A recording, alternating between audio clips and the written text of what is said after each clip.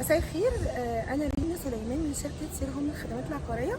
النهارده انا معايا بنت هاوس من اميز البنت هاوسز الموجوده في التجمع. اول مره تشوف القناه ما تنساش سبسكرايب وتفعل زر الجرس عشان يوصلك كل جديد. اول حاجه اللوكيشن، وده اللي بيدور عليه اي مشتري او اي عائله كده تسكن في مكان حيوي، مكان حواليه كله خدمات كله مولز. طب ايه اللي انا بقوله ده ليه؟ عشان اللوكيشن ده فين؟ اللوكيشن ده سور في سور او خلف الجامعه الامريكيه بشكل مباشر. معنى كده ان انا عندي مول ميد تاون شغال، عندي سبوت شغال، عندي بوينت 90 شغال. احنا كده اتكلمنا في اول حاجه اللوكيشن.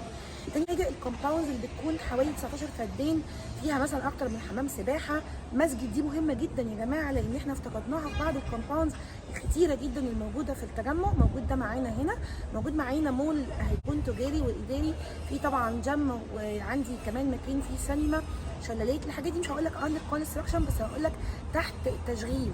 يعني هي اوريدي موجوده، بس هي فاضل لها التشغيل مش اكتر. كويس قوي. انا عندي المبنى بيتكون من 4 ادوار ارضي و4 ادوار، والبنت هاوس بيكون 25% من مساحه الروف. بيكون عندي 2 اسانسير في المبنى، وبيكون عندي اندر جراوند باركينج. طبعا بيكون عيد مختلف. هو ده بصراحه اللي انا بكلمكم فيه. بس قبل ما ندخل في الديتيلز بتاعت الماديات والحاجات دي كلها، خلينا نتكلم عن البنت هاوس. اول حاجه انا عندي بنت هاوس متشطب اول سكن. عايزين نحط تحت الكلام ده يعني مليون شرطه كده. يلا بقى نرجع تاني للبنت هاوس. البنت هاوس ميزته مساحه. احنا جايين في اللوكيشن خلاص، هنتكلم في المساحه اللي هي 180 متر في الدور الرابع، وبعدين عندنا 40 متر مبنيين في الروف، نجمعهم زائد ال 180 متر بقى كده معانا حوالي 225 متر. عندي روف لوحده حوالي 142 متر. متخيلين؟ يعني انا عندي اوبن اريا 140 متر، تقدر تعمل فيها الجاكوزي، تقدر تعمل فيها برجوله، تقدر تحط فيها مرجيحه، تقدر تحط فيها تعمل كيدز اريا لاولادك لو انت مش عايزهم ينزلوا تحت. ينفع تعمل بارتي، عيد ميلاد، كتب كتاب، ايا كان بقى استخداماته. ان شاء الله تعمل مكتب، ان شاء الله تقفله ازاز سكريت. ما احنا متفقين ان هي حاجه في الكومباوند خشب ازاز، دي مش ممنوعه خالص. مش مصري فهيرجع بلده، فخلاص هي الفكره بس ان هو الراجل شطب وعمل حاجه على مزيجه وعلى حاجه شيكه وبتاع اليجنت ويونيك قوي، وخلاص بيقول باي باي، والله اعلم ده هيكون من نصيب الله. عامل الرخام للبيت كله بتشيني. كويس؟ البيت كله. انتوا متخيلين؟ احنا دلوقتي هنشوف بعينينا، انا هصور من الواقع. انا عندي التراس بتاع البلكونه يا جماعه، انا مفيش حد قدامي. هو دي مهمه طبعا. انا يهمني جدا وانا قاعده في الريسبشن، يعني بنت راجل ست طفل، انا قاعد براحتي، انا قاعد في بيتي. معايا 3 غرف نوم، معايا 3 حمام، ده غير اللي فوق طبعا في الروف، ومعايا ريسبشن، ومعايا مطبخ، وعندي في الروف موجود فيه غرفه 40 متر تويلت تويلت يعني. وعندي ريسبشن او سوري، عندي بنت هاوس مش متصل ببعض. بمعنى ايه؟ انا عميلي كان بيفكر بشكل استثماري، والشكل ده ممكن يتغير بطريقه بسيطه جدا، ما فيهاش اي نوع من انواع التعذيب يعني او اطاله العماله معاكم. ايه هي؟ ان هو ما فتحش السلم من الريسبشن اللي يخص الروف. طب ده كويس، ده كويس بعض الاحيان لو اللي جاي بيشتري مني هيسكن في الشقه وهيأجر مثلا الروف لحد، او لو عنده ضيف، الضيف ده هيبقى مختص بنفسه، ما يبقاش مرتبط بيه، رايح شغله، رايح النادي، المدام نازله، وهكذا. ولو عايز يفتح سلم، ما هي كده كده احنا واخدين ابروفد من الاداره ان هو متباع في العقد او في الكونتراكت بنت هاوس، فده مش هيعمل مشكله. بصوا بقى يا جماعه، احنا قبل ما ادخل في التفاصيل عايزه اقول لكم ان انا عندي استلام فوري في نفس الكومباوند بالتقسيط. عندي 5 سنوات، وعندي 7 سنوات، وعندي 8 سنوات. كل طريقة دفع من دول ليها مقدم معين، يعني في حاجة 10% مقدم، في 5% مقدم، وفي 20% مقدم. وعشان تستلم فوري معايا في الكومباوند بدون تشطيب للوحدة، احنا ممكن نشطب لك عادي جدا، لازم تكملي 30% او 35%. وطبعا هتدفع لي صيانه 1500 جنيه على المتر على حسب عدد الامتار اللي حضرتك محتاجها. انا بس حبيت اوريكم هنا حمام السباحه عامل ازاي. على فكره كنت بصور الفيديو ده في الشتاء، فمهم الناس تعرف انه ان انا كنت في الشتاء لسبب لان مش كل الشركات اداريا بتهتم بحمامات السباحه، وده صيانه مهمه جدا. غالبا بيهتموا في الصيف. فلما بجيب كومباوند بصوره من ارض الواقع وبوريكم ان احنا كنا في الشتاء وده حمام سباحه والصيانه عامله الشكل ده، فهنا انتوا بتعرفوا تقدروا قيمه الكومباوند كويس جدا.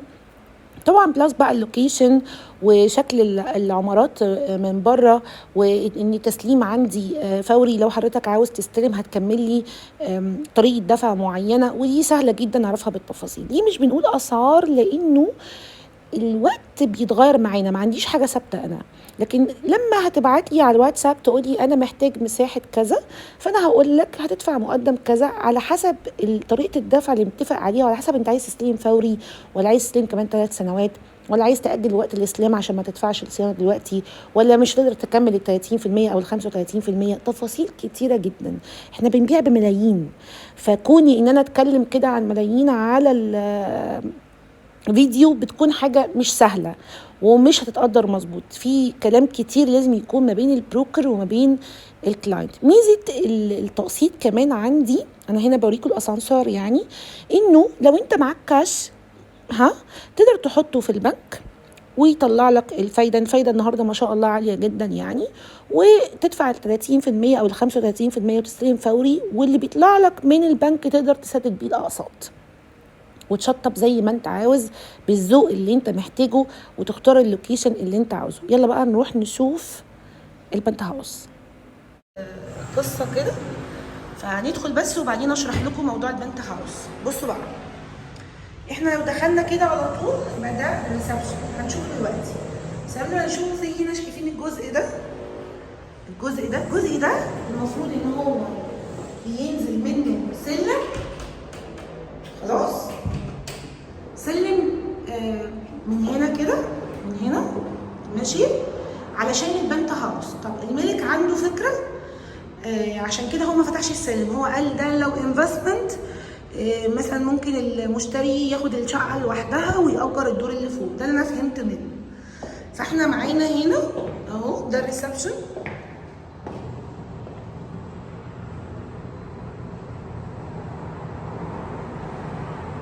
احنا عندنا في الدور اللي احنا فيه دلوقتي ده 185. بصوا ما شاء الله الريسبشن قد ايه. شايفين الريسبشن؟ غير طبعا مدخل البيت اللي احنا اتكلمنا عنه اللي هو ده.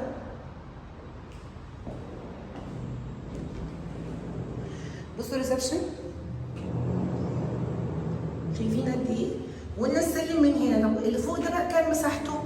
42 متر غرفه فيها حمام، وهو عامل برده كيتشنات صغيره كده التوصيلات بتاعتها موجوده، و 100 حاجه و40 برده اوبن اريا. ماشي. بصوا الانوارات عامله ازاي ما شاء الله.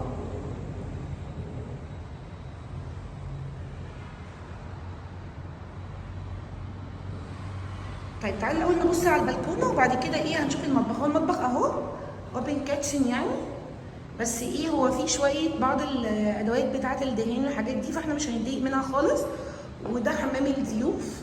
هنبص على الحاجات دي كلها، بس انا عاجبني قوي حجم البلكونه بصراحه. وكمان البلكونه دي بصوا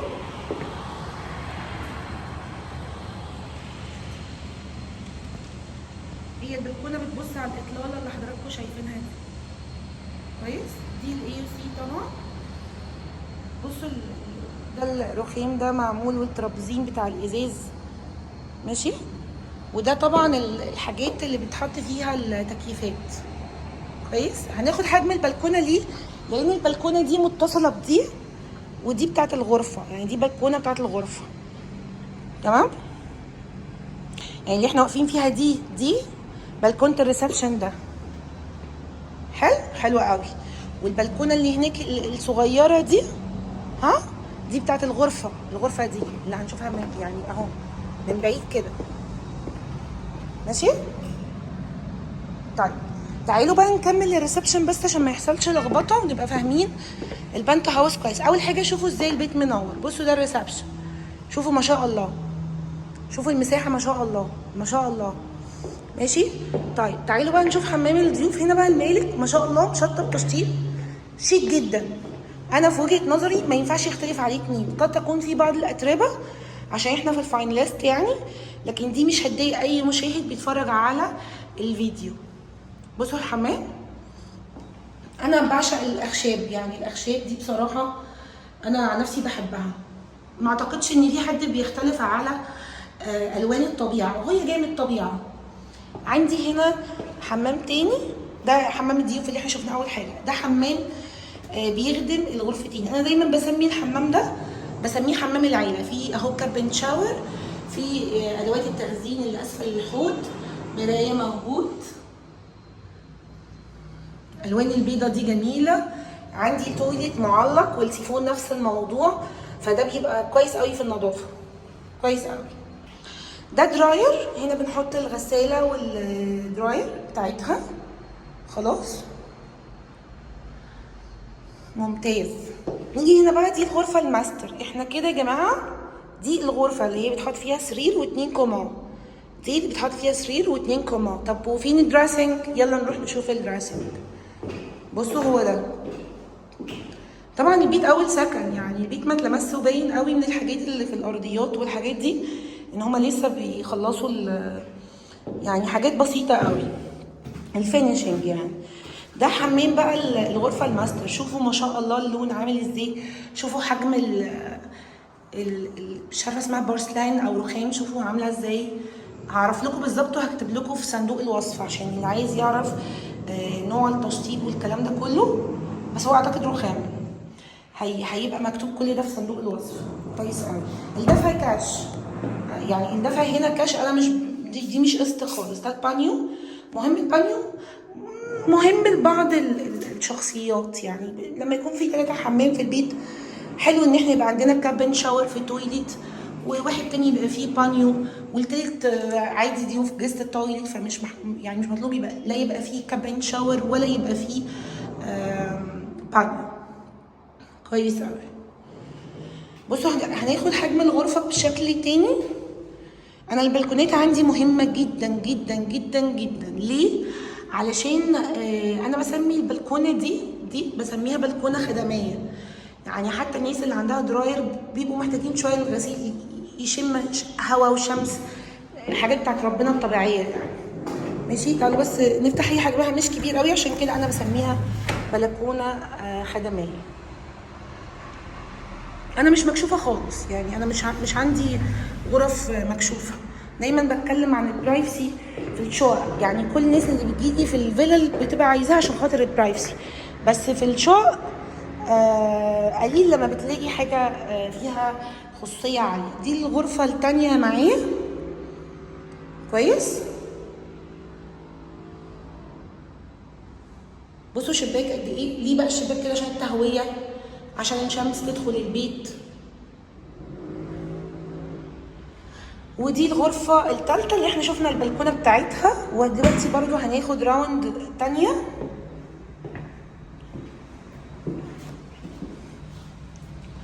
دلوقتي هناخد راوند تانية علشان نشوف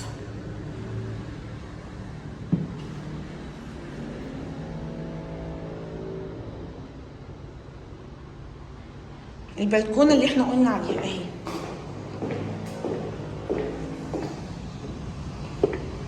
بصوا انا كده طلعت كأني رايحة على بلكونة الريسبشن عادي خالص اهو، ورجعت تاني على الريسبشن. كويس قوي. تعالوا بقى مع بعض كده في الواقع، يعني نطلع فوق نشوف البنت هاوس. هنطلعوا عادي على السلم يعني.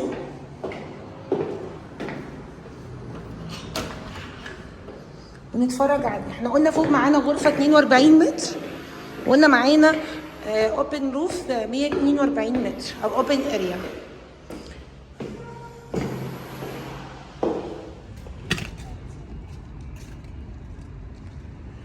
طيب احنا دلوقتي اهو ده الروف بتاعنا، شايفين مساحته ازاي. لسه في جزء تاني شمال، يعني في جزء شمال كده المالك قال لي ممكن نعمل فيه جاكوزي على اساس ان هو بعيد، بس هو انا شايفه ان حتى لو هنا اتعمل جاكوزي هو برده مفيش حد قدام حضرتك، فمفيش غير الجيران، فمش هيبقى عندك برده مشكله. بصوا احنا ده المكان اللي انا وريته لكم من تحت. انا قلت لكم ده يتعمل السلم خلاص. واتسالنا ليه المالك ما عملش السلم، ردينا قلنا عشان يكون انفستمنت. يعني لو انت مثلا جايلك ضيف انت ممكن تفصله خالص في الدور اللي فوق، ما تبقاش مرتبط بيه بقى لو انت خارج، لو انت نازل اي حاجه يعني. ده التويليت.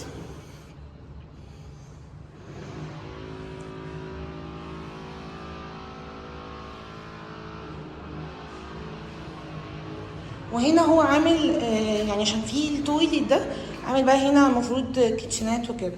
كويس قوي. انا كده بجيب يعني بلف في الغرفه اللي في الروف. تعالوا بقى نعدي كده. بصوا ده الجزء بقى اللي انا قلت لكم عليه ايه، اللي هو جزء تاني. بصوا هنا بقى في بقى لو انت عايز تعمل هنا بار، في برضو صرف. بصوا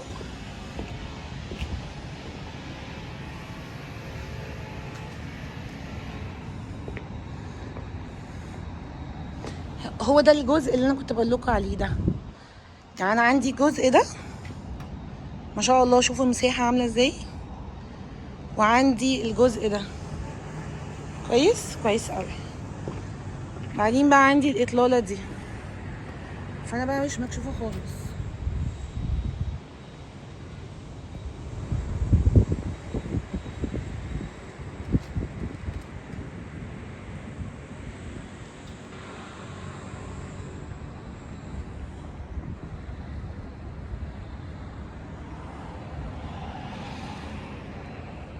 عشان نعرف سعر المتر محتاجين نعمل 3 حاجات او حاجه من الثلاثه.